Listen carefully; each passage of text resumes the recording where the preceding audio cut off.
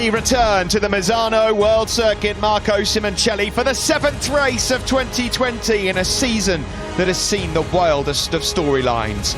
9 riders are separated by 23 points and 5 different winners in 6 races so far. What's in store today? This is MotoGP.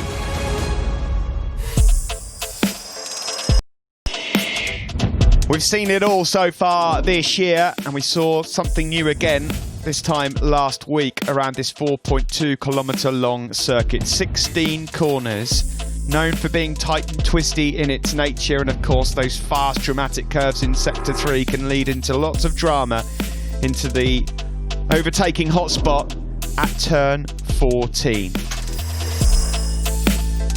This was from a few years back now. 4 years ago, Rossi on Lorenzo. Will we see something similar in the decider in today's MotoGP race?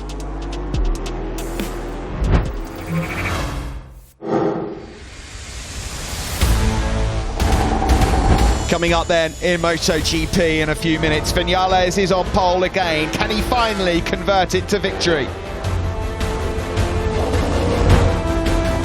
Miller fights from second on the grid, but has a warm-up crash halted his challenge? With no top 6 since his double win in Spain, can Quartararo fire up again from third? And with electric pace, will Pecco Bagnaia become the 6th different winner in 7 races?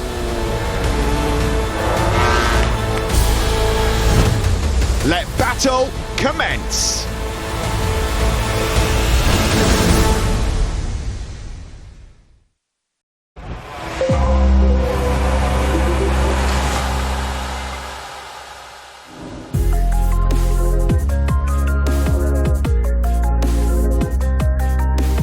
Welcome back then to Rimini. Plenty of drama as ever. Good Moto3 race. A delayed Moto2 race means that we've got a pretty quick restart going on here. Racing will take place in just under 20 minutes time here in MotoGP. We've already seen drama in the skies. Some rain falling in Moto2 to bring out the red flag. Luckily at the moment it looks like we've got a dry MotoGP race coming, but how has it affected track conditions? Will it affect tyre choice as well? We're about to find out. Steve Dane, Matt Burt, Simon Crafard to take you through the 7th chapter of 2020. So looking forward to this one, Matt, because it really does look like there's so many riders in contention. This guy's the bookie's favourite, Pecco Bagnaia, but there's just so much more to the story than that. I'm so glad you didn't ask me to predict a winner of this upcoming 27-lap MotoGP race in Misano, Steve, because to be quite honest, I have absolutely no idea. Favourites in terms of race pace, well, you've got to look at poleman Maverick Vinales, this man as well, Fabio Quartararo, who lost the World Championship lead last weekend to Andrea Dovizioso. Do not rule out last weekend's race winner Franco Morbidelli there, despite being laid low by a nasty stomach bug all week, the Italian, and of course Pecco Bagnaia and Joan Mir. They've all had excellent race pace all weekend. You can't discount Polispargaro.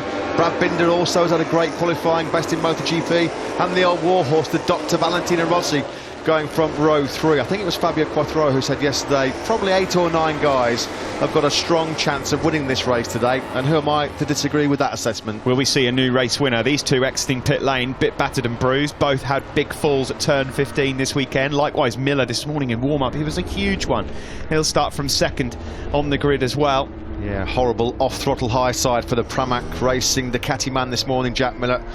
Going to be a teeth-gritting exercise for the Aussie as Valentino Rossi comes back into the action for a landmark day, 250th appearance for Yamaha coming up for the 41-year-old, and can he go one better or even better than the podium? Can he get the victory here in his home Grand Prix? Lost the top 3, just 6 corners from the checkered flag here 7 days ago. Great late charge coming from Joan Mir, but Valentino Rossi confident that he has got the pace to go and fight for the yet again this afternoon.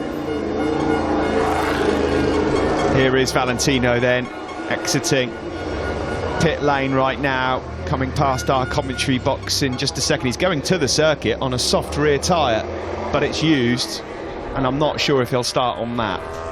Be surprised in these cooler conditions and with the rain we had around earlier on whether anybody will go for the hard rear tyre.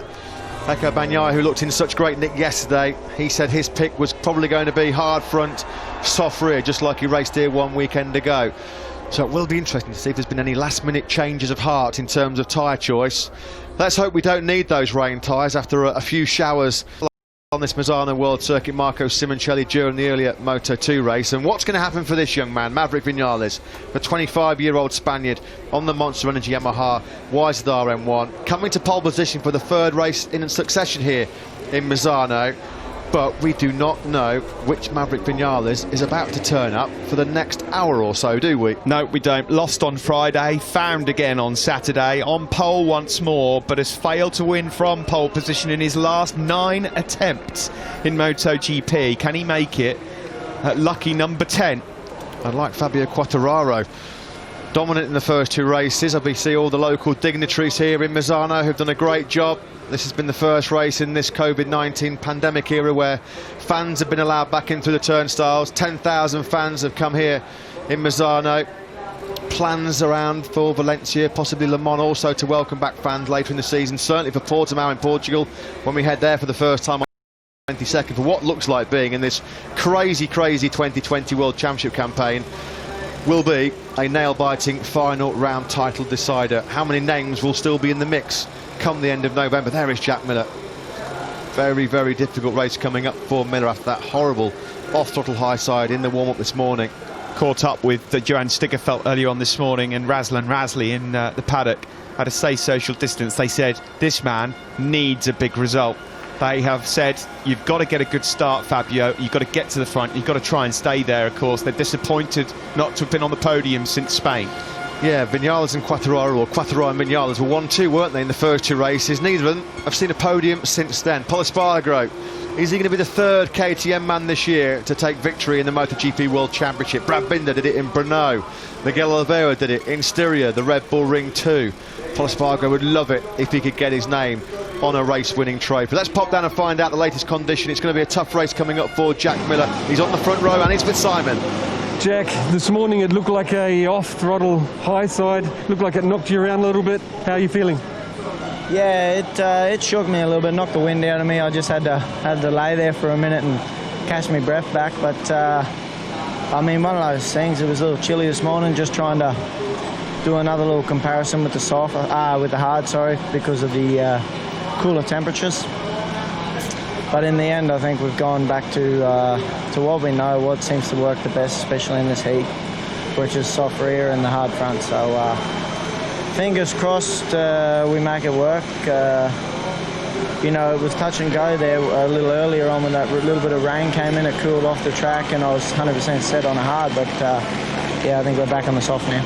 Best of luck, Jack. Thank you. Back to the soft then for Jack Miller. Good luck to him. You just saw there Franco Morbidelli. Now, according to Razlan Razli, he should be in bed. That's how ill he's feeling. That's how much energy has been sapped from him. He's been ill, not attended any debrief at any point over the last few days. Last week's Grand Prix race winner, and this man probably wouldn't have minded had it rained a few days ago. Yeah, the big banner there delivered by his mother Navania on Thursday night to try and give a bit of a pick-me-up for her son Danilo Petrucci.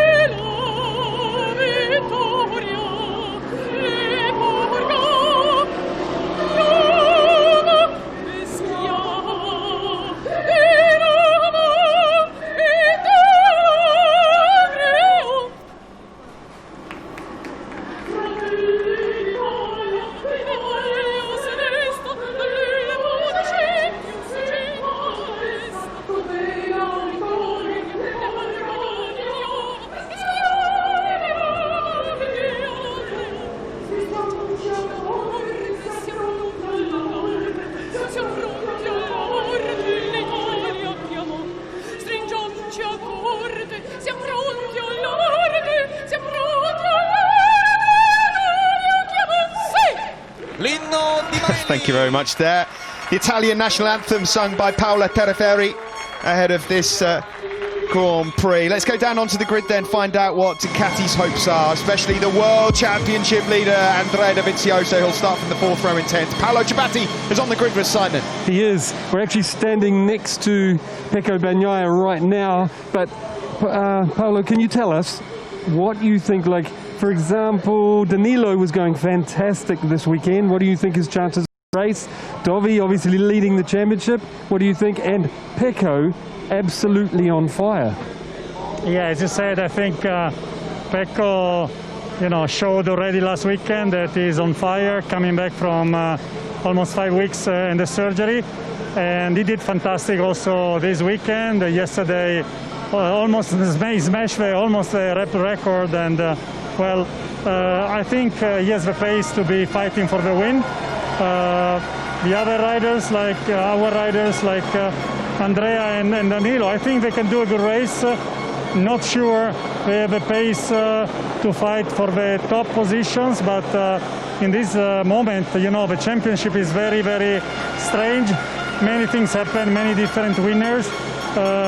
Jack is starting in the 1st row, so I think Ducati has shown to be very competitive on this circuit, and we hope to get a podium. Maybe also we have a chance to fight for the race win with mainly, I think, with Pecco. Hey, just one other question.